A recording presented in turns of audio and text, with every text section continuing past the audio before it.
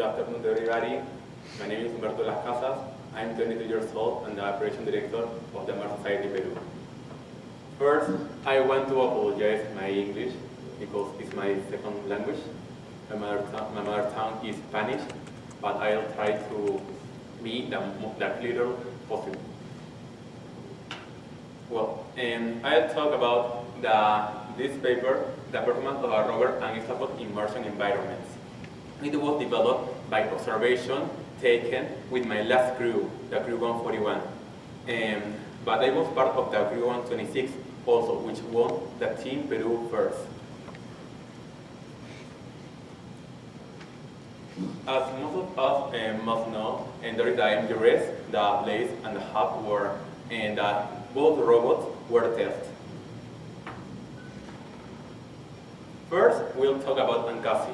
Ancasi is the Hexopod. The details of Ancasi, there's the following. Use a microcontroller PIC, and the connection is by Bluetooth. So we can control that rover with any kind of cell phone, maybe tablet, only using Bluetooth. And has several servo motors.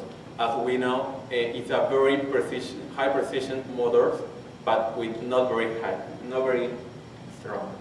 And an ultrasonic sensor which allows it to detect objects next to the rover. The programmation used to that robot was CCS or C compiler, and the electronic design was by Proteus. And the programming of the microcontroller with C++ and Visual Studio. As I said before, the communication was Bluetooth, and the average range is 30 meters. It's not too much. The next is the rover Macho. Macho is a rover was built in the UND, the University of North Dakota, and the details of that rover only was shown by the observation because the author wanted to write another paper, so don't want to share a lot of information. Talking about Macho, has 4 DC motors and a camera which allow it to work in remote places without the presence of the person. Macho details. Macho details use a radio frequency in the communication. The average range is more than the Bluetooth, more or less 150 meters. Ancasi performance, talking about the spinning, it has very good skills in spinning. More or less, it takes 4 seconds to take a complete round. But walking, go forward, is not very fast. The average speed was of 0.08 meters per second, which is the same of 0.288 kilometers per hour. Ancasi needs to be next to the person, next to the astronaut. Why? Because there isn't a camera which allows us to know where is it.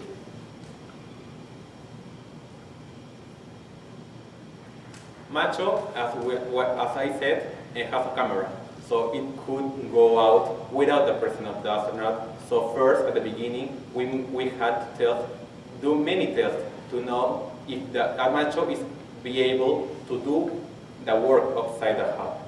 So that was the test, inside the hub.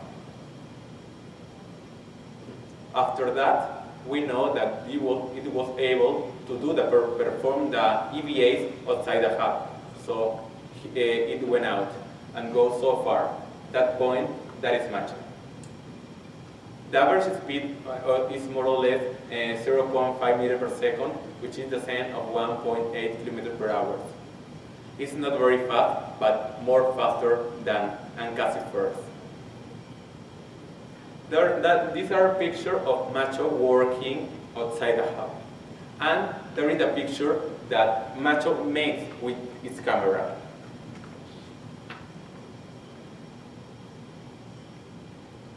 Macho has very good skills.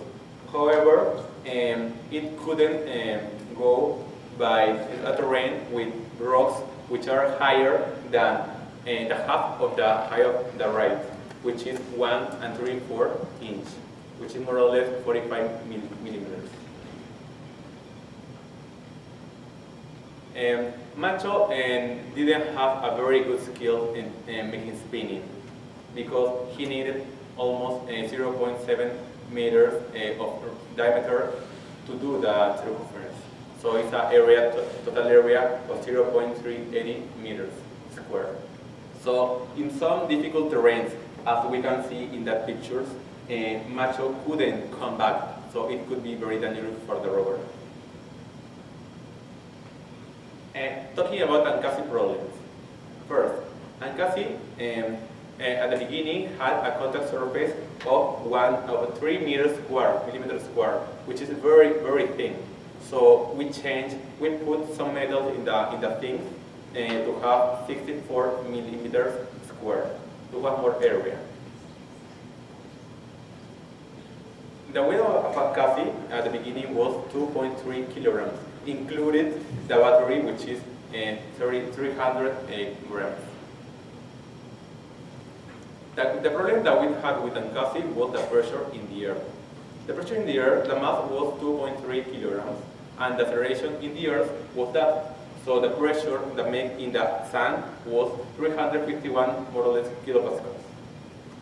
In Mars could be a little different because the mass is the same. However, the gravity acceleration is different. The pressure could be less.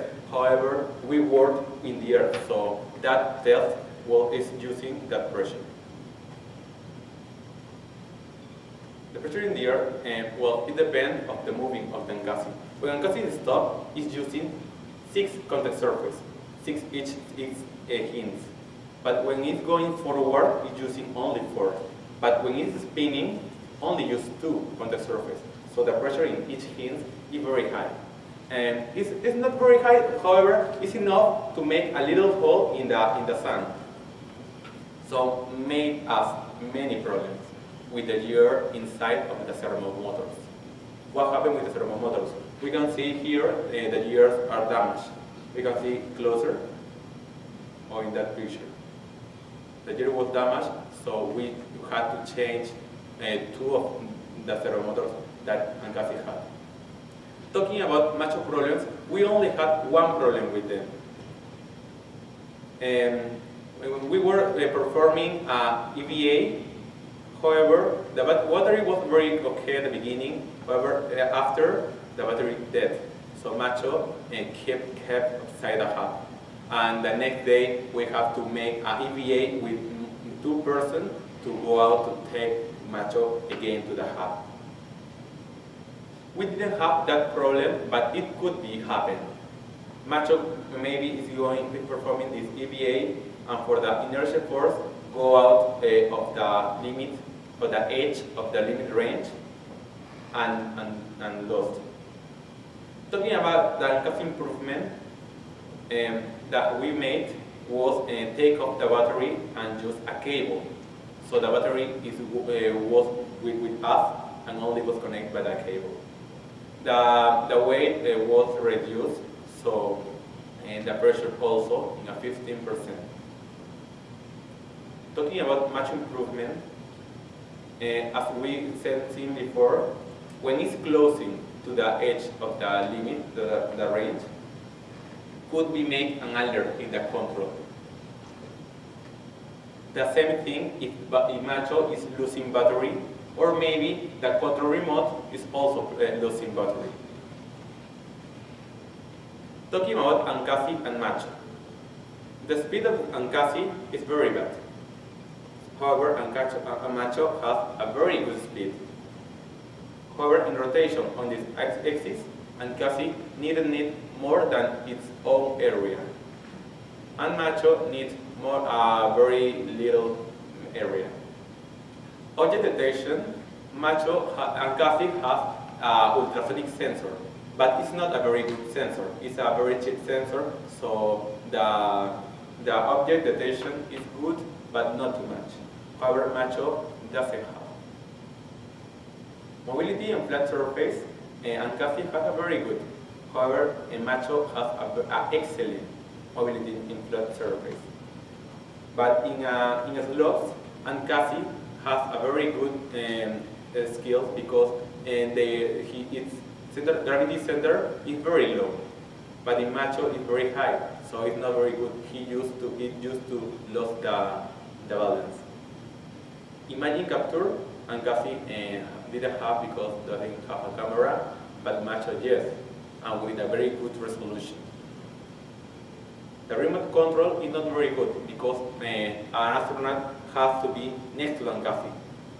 However, macho yes, you can control macho from the hub. The remote alert neither of them has, but in the improvement we want to have. Battery life, both have a very good battery. However, the weight of battery and Cassie is heavier than the other, so the macho has a better battery. Macho and Cassie have very good things. The best of macho is their DC motors, and of Cassie is their skins. Of course, the other sensors are very good for them, but if we mix Cassie and macho performance, we could get a very good robot. And that is the reason what now I know why that design was chosen to be in Mars. Well, that is my personal information. If you have a question, I'll answer.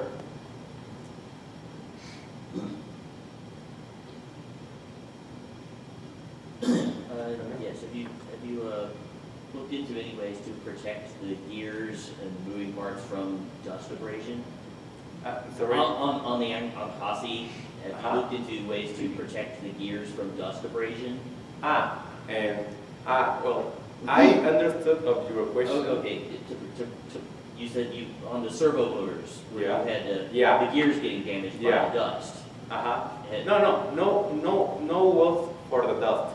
Was for the excessive effort that Cassie made because when the heat of Cassie was in the sand, make more effort to move. Okay. And that move make the gear damaged. Oh. We could do more, two things.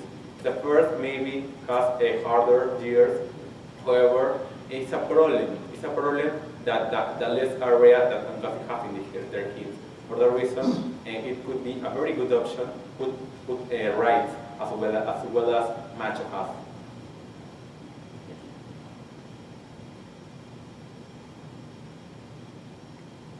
Another question?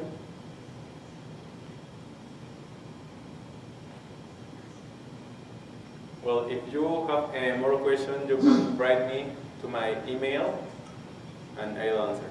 Thank you so much.